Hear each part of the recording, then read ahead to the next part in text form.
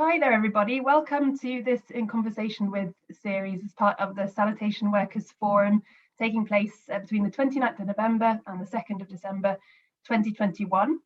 So it's my pleasure today to be joined by Dr Hemangi Kadlak, who's the Assistant Professor of Visiting Faculty at Vellore Institute of Technology in Tamil Nadu. And Hemangi has worked extensively on the topic of sanitation workers and especially manual scavenging in India. So I'm really delighted to be joined by Hemangi today to talk through her excellent work and also any suggestions for students, researchers, practitioners and activists in terms of topics to work on for sanitation workers in the future. So thank you, Hemangi. Thanks for joining us today. Thank you for inviting me, and I'm really happy and glad, and it's my honor to be with you for this conversation. Thank you so much. And it's a real pleasure to have you here talking with us today. And hopefully those of you watching will learn a great deal from this call today, which I believe you will. So let's kick off straight away then with the first question. So we've got a series of questions we'll go through today, including some follow-up questions. But the first one is to you, Hemangi, is could you tell us a bit about yourself? What motivated you to work on the topic of sanitation workers and especially manual scavenging? Yeah. The reason behind why I had chose this topic, after marriage, I was in Tamil Nadu in Erode, and that time I wanted to pursue my, I wanted to join some organization for a job. But in between with my husband, we were having a conversation, and then we could understand that I should go for further studies, that is MPhil, that is a pre-doctorate kind of thesis. And then what to do, on what topic we should go for it. Then I already had developed that interest to work with children, and I wanted to work with the people who are really very down to in all areas, economical, social, cultural, such kind of criteria. So then we were, after discussion, then it came that sanitation workers are the really in a deprived section, and they are really face a lot of problem.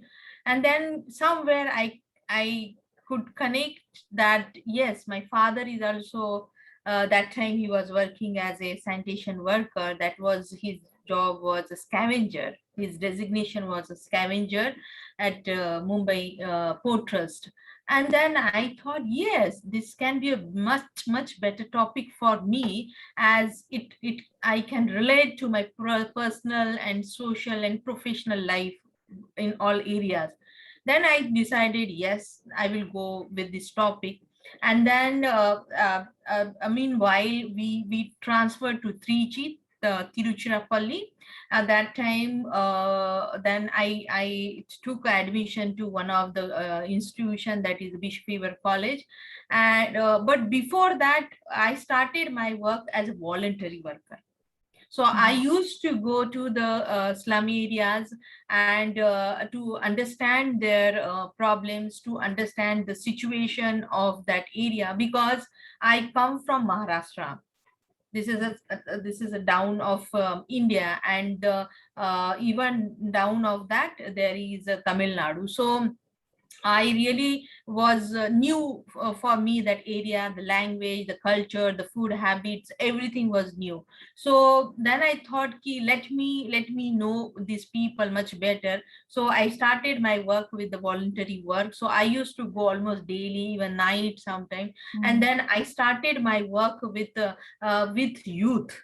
So with youth, I started collecting them and making them understand, and then giving them some kind of input on personality development, and some Bahujan, or those who are from the leaders from marginalized background. So I used to conduct the classes, and then I used to motivate them that you people can now take in charge of your community, and start introducing or start working with the children. And since then my whole interest got developed. I could understand their scenario, their problems, their mentality. And then so meanwhile then I joined that Bishop Weber College for MPhil. And then this way my work have started. And that was my starting period of academic. But before that I started with the voluntary work, working with the sanitation workers. Yes. Right. So before the academic career began, you were volunteering with youth, especially on the. Yes. Wow, that's really interesting. Thank you, Hemangi, for sharing your personal story. So could you tell us a bit more about the research side on sanitation workers? So you've done volunteering and you're also doing sort of practitioner work, but in terms of the research on sanitation workers, I know that you've done your PhD on this topic and your future work as well. So could you tell us a bit about your research on the topic of sanitation workers? Yeah, definitely. Like when I worked in Trichy, so there were almost three areas: Sengulam Colony, Bells Ground, and Ganeshpuram. That was mainly where the sanitation workers used to live, and now still they are living. And that is a major part of the sanitation workers they live. And when I started with the reading before. So with reading I could understand the literature, I could understand the from where this profession have come as an occupation. And then I started going to slum area, started collecting the interviews.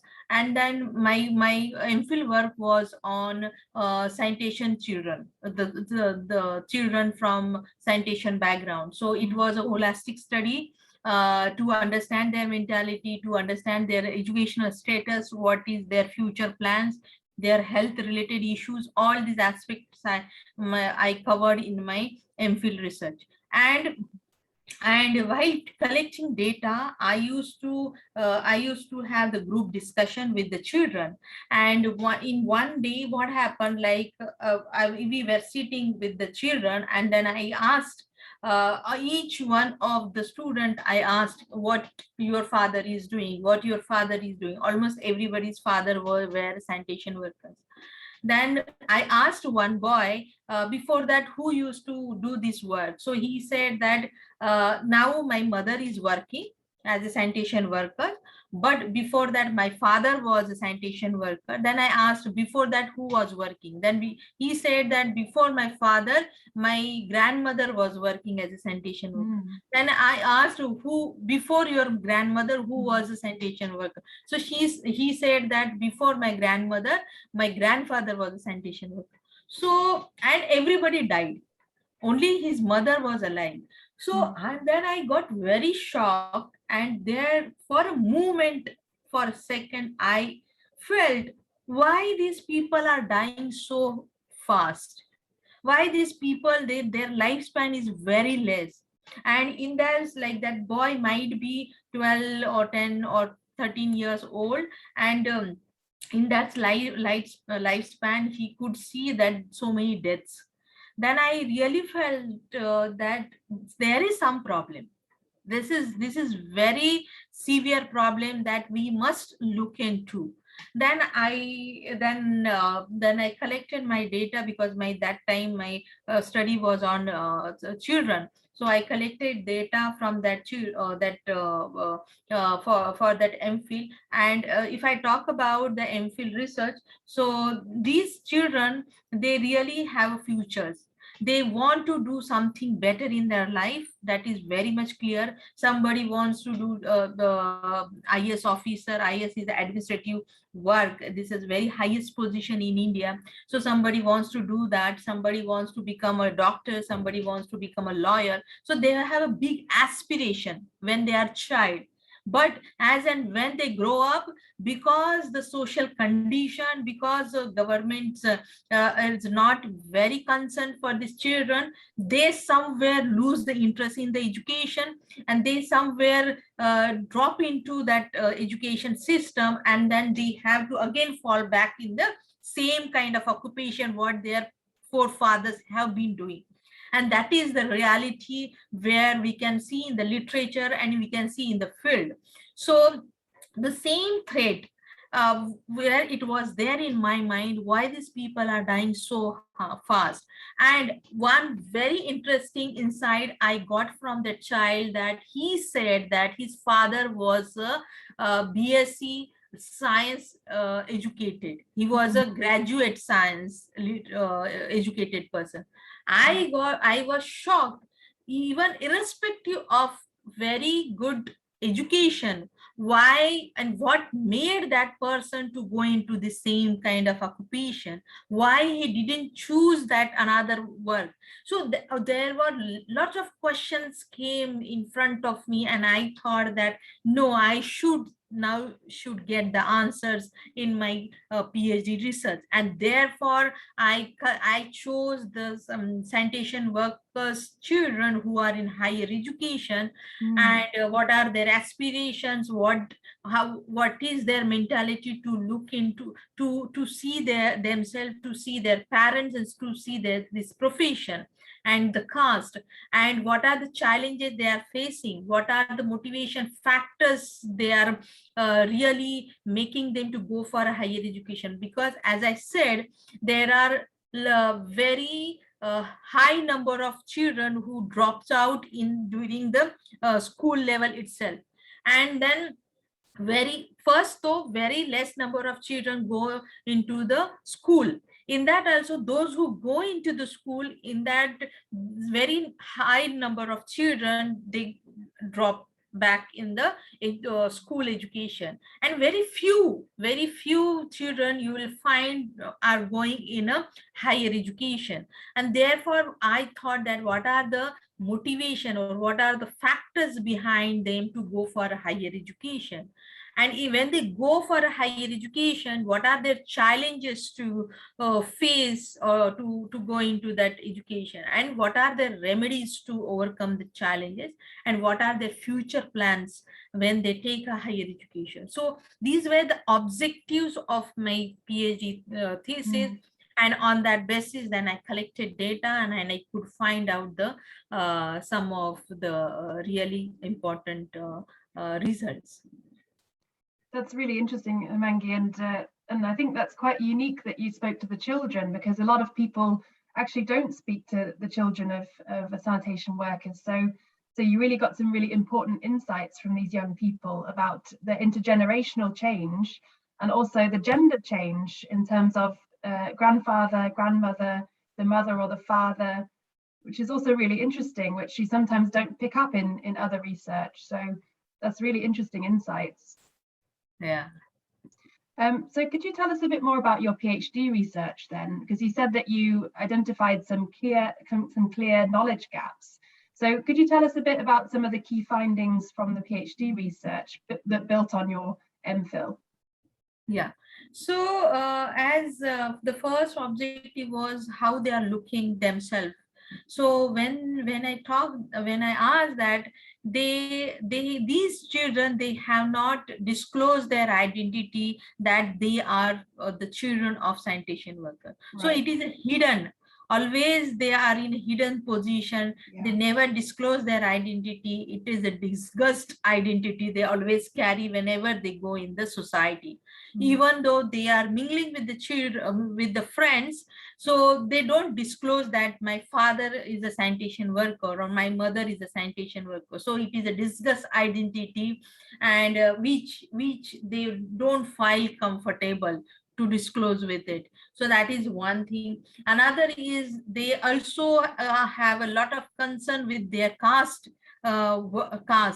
because almost whatever the my respondents were, they all were from a scheduled caste background, the lowest caste in the caste hierarchy in India. And these castes were involved almost 99%. And if I talk about in the manual scavenging, it is 100% they are in this work.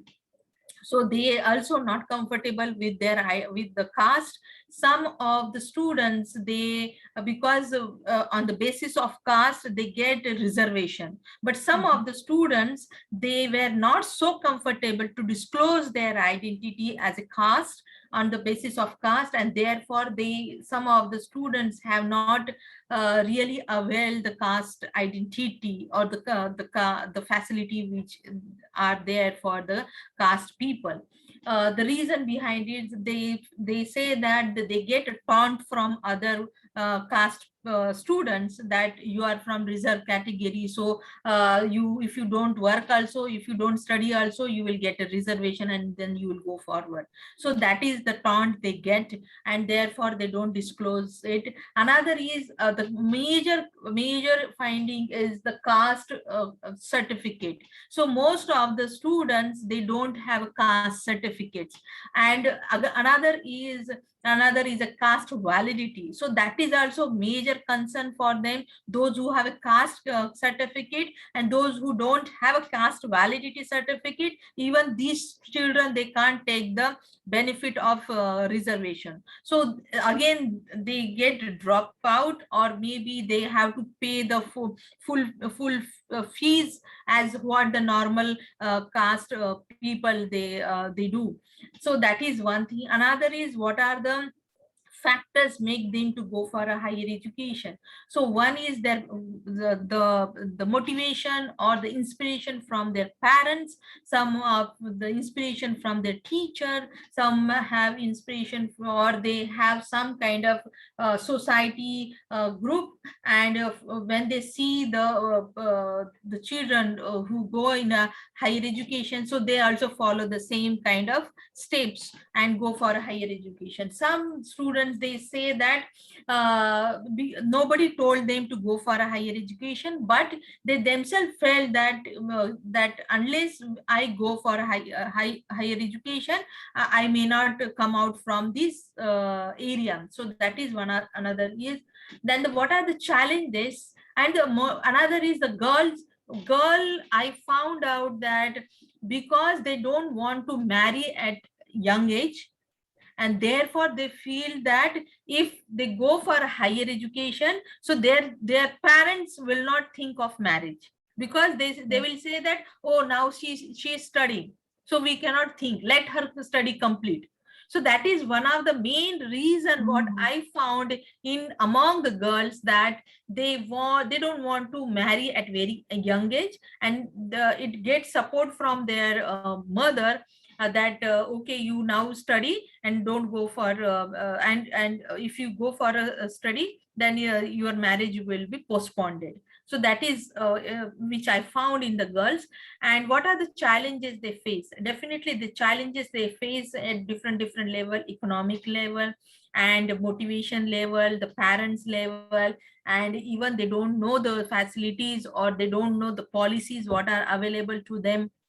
That is one thing. Another is they don't have any role model, or they don't have any, they don't know what to do in the future, which stream they have to choose, and what profession they have to go. So no guidance they have. So that is one thing. Another is soft skills or English speaking. So because of that, they lag behind so much. Because when they go in the higher education, your soft skills should be very polished. Even they go for they go for a job, so they ask what are your communication skill. If you are not good in English, or if you don't know how to represent yourself, then that is one thing they are finding the challenges. So these are the challenges, and then definitely they overcome with the challenges with their coping up mechanisms. So what are the which are available?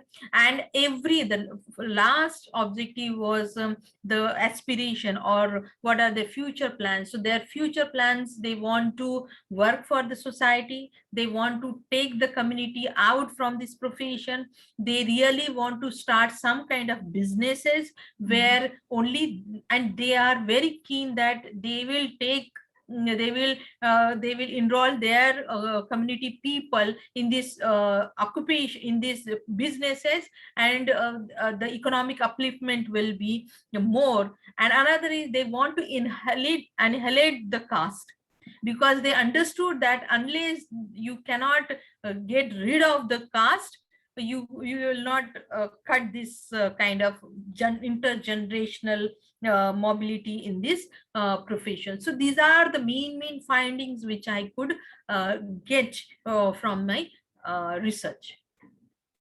That's really, again, interesting, Hemangi, and amazing detailed findings. So I assume you did a lot of qualitative, in-depth Yes. field work as part of that. Yes. I just wonder, just picking up on a follow-up question on that, there's many challenges facing these young people, but were there any success stories or successful cases of young people opening a business or entering a different job? And were they becoming role models for other young people? So were there any successful stories that you also came across? Yeah. So now then I'll have to do another study for this to find out that. Yeah. Because then, or I had to do the follow-up of the students. But recently I had some 2-3 I had a interaction with 2-3 students, and they are not doing good. Some have started auto rickshaw driving, or some are in a low manual kind of job. So they have not really have gone very up. Okay. Yeah. So that is what the Bordoi, the philosopher, the sociologist Bordoi, he said that, yeah, so the person who is from upper class, they have a high chances of to go in a high profession or high position. Those who are from low class, they have high chances go in a low class. Why? Because the cultural capital. He gave a theory of cultural capital. So that is what here it is also the same thing. But here the caste factor dominates a major role, and therefore they are in not that kind of high kind of profession. So there's some very big structural barriers still to mobility from this job. And I think that takes us very nicely into the next question, which is around intersectionality, because you've written quite a lot about intersectionality, especially looking at caste, gender, and occupation. So I wondered if you could just tell us a bit more about your work on intersectionality and why that's important. Yeah. So when we talk about gender, and specifically women have always been considered to do a manual job. Whether she take higher education, whether she is in a higher profession, but the work, because it is gender, it has attached the household activity, taking care of the children, taking care of the family, and doing such kind of work where her contribution is not recognized. So that is one thing. Another aspect is, as the Hindu philosophy, that is a Manusmriti, it's always been considered women as a low kind of level.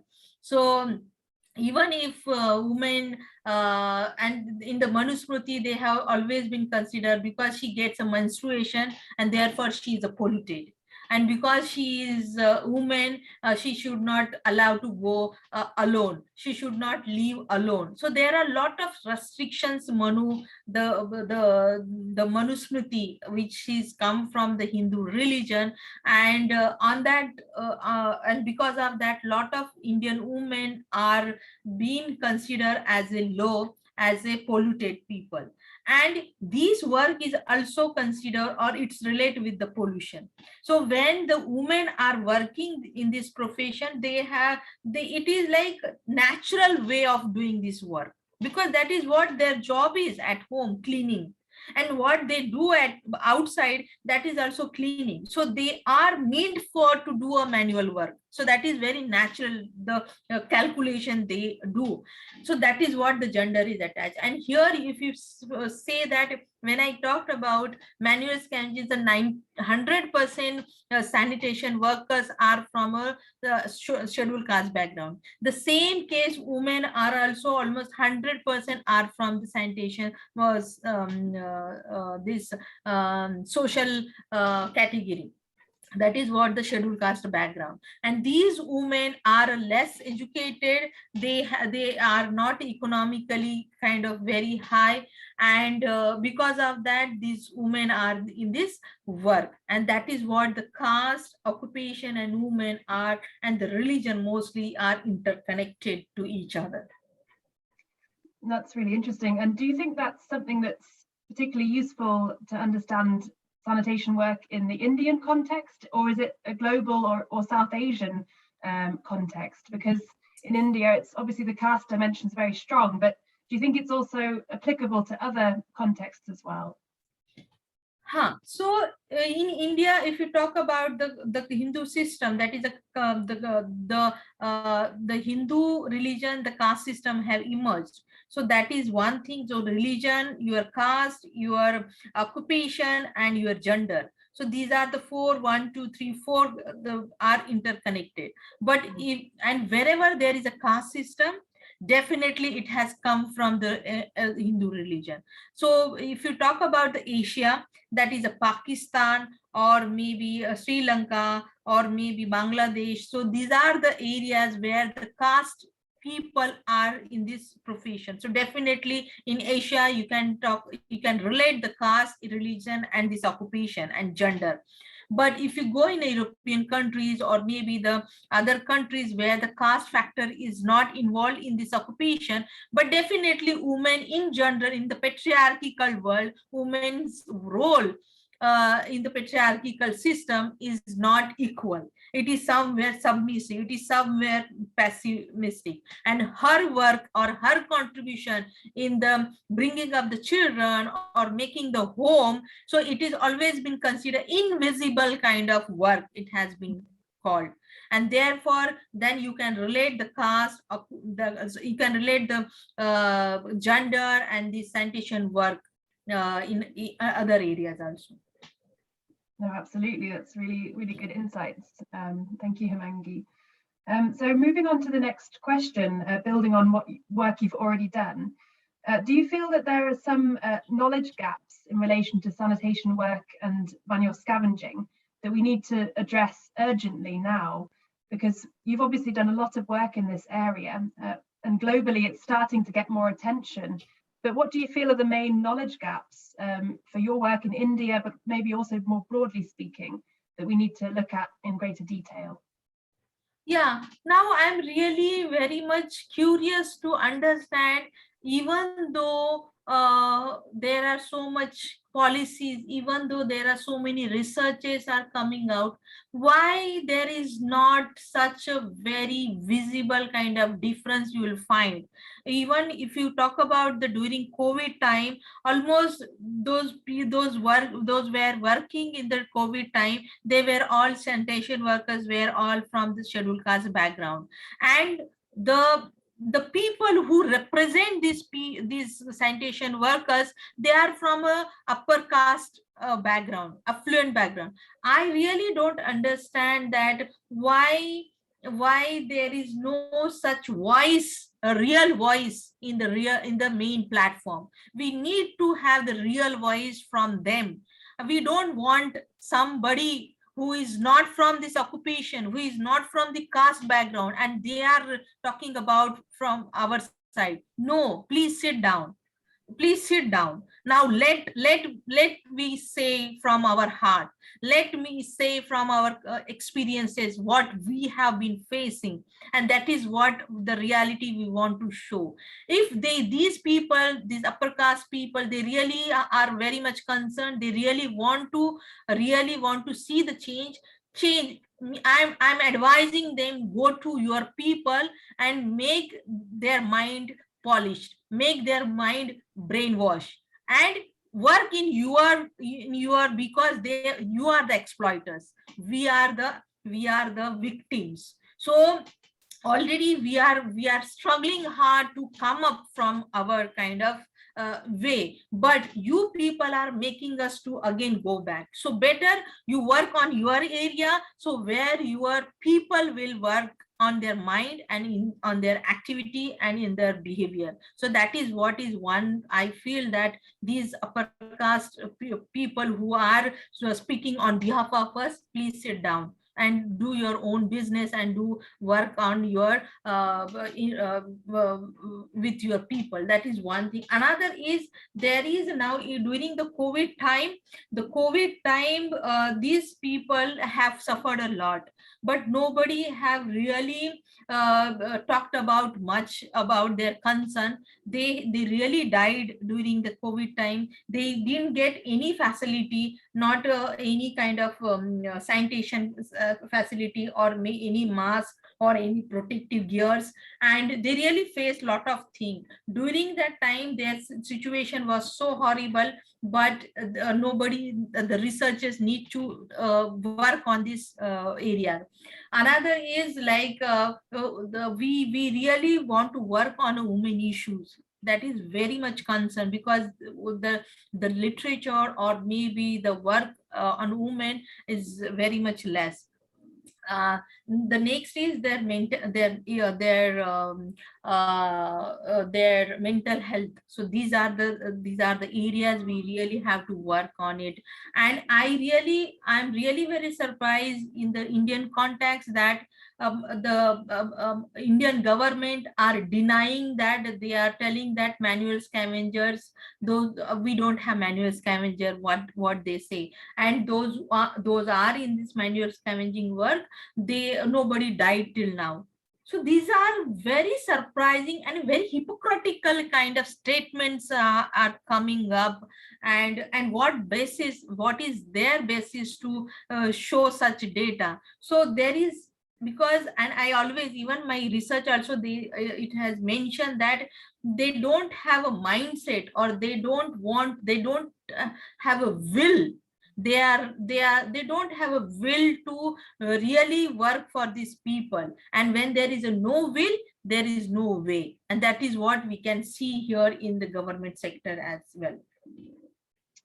Wow, yeah, some really powerful points, Hemangi, and really important points as well. Some clear, important gaps around COVID, women's issues, mental health, and crucially, I just wanted to pick up again on the representation issue, because as we know, a lot of people working on this topic are also at global level, or researchers based in the UK or Europe, and there's always a historical inequality in the knowledge flow and things like that. So I just wanted to ask a bit more about how we can ensure, especially as outsiders, to promote the voices of sanitation workers and especially Dalit men and women who are at the forefront of these issues without being oppressive. So to be an ally and not an oppressor. So do you have any more, anything else you wanted to say about how we can ensure that representation is led by sanitation workers and those who work in the community? Yeah. So now, that's what in my PhD thesis, I specifically asked that question to the students. What are your future plans for your community? And that was very new and very kind of making them to think, because everybody asks you, what are your future plans for yourself? What are your future plans for your family? But this was the new question for them. What are your future plans for your community? And therefore they literally stuck there. They literally kept quiet. I said, no problem. You can take my half an hour, you can take my whole day, I will sit with you, but you have to think, what are your plans for your community? I know that till now you have not thought on it, but this is your responsibility to think of what are your future plans and what you want to do for your community, because you are the role model. You are the first person who are taking a higher education. So this is your moral responsibility to represent your society in a better way. If you do not do, then your next generation will not have the space to speak out. So if this is time to speak out on behalf of your community, otherwise somebody else will speak on behalf of you. Now that is not good.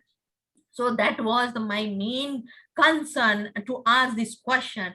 And everybody, 100% of the samples or 100% of the respondents, they said that they want to work for their community, but they don't know how to go about it, how to do the things. And that is what I feel, that everybody wants to do something for their community, but we need to give some good direct or very direction how to go about it. So if you work on with the higher educated children of these people, then maybe we can have a better generation in our hand, and maybe the next generation will get very much in a different area. So that is what I feel, that we have to work on to represent the way.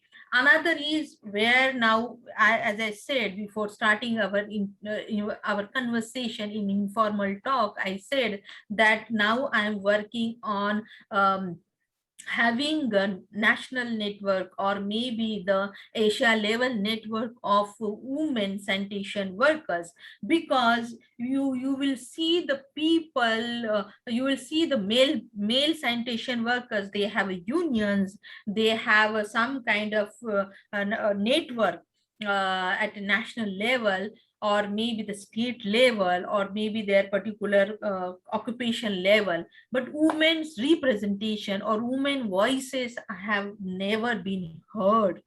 And that is very much important, because the male, they definitely they see their family, but not as the women they really see minutely, or they really take care of their husband, they take care of their children. So if we empower women from this kind of sanitation worker, so maybe this is what my understanding from the field, that the your struggle or your voices will be heard very nicely. So that is one thing. Another is the women, the study which I found when I was doing that, the men who died early and their wives started their job on behalf of or on the place of their husband,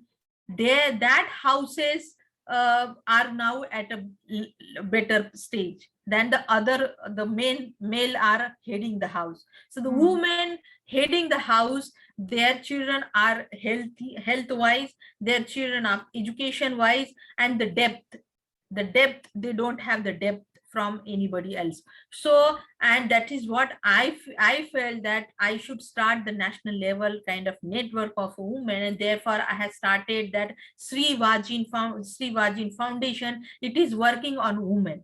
Specifically, it is working on women and women empowerment. So on that, under that sanitation, under that Strivajin Foundation, I have started now collecting women from different parts of state at a national level, and then we will have a national network, and then we will have cooperatives. Then maybe we can start housing, then maybe we can start some kind of alternative profession for them and their empowerment. And with that, parallelly, then I want to work with their children, the generation which is coming up, their education, their health, and that is what now I'm doing in my under this foundation. That's amazing, Hemangi. And you mentioned, is that now a registered NGO? Is that an NGO, or is that a bit different to a foundation? It is under a Company Act.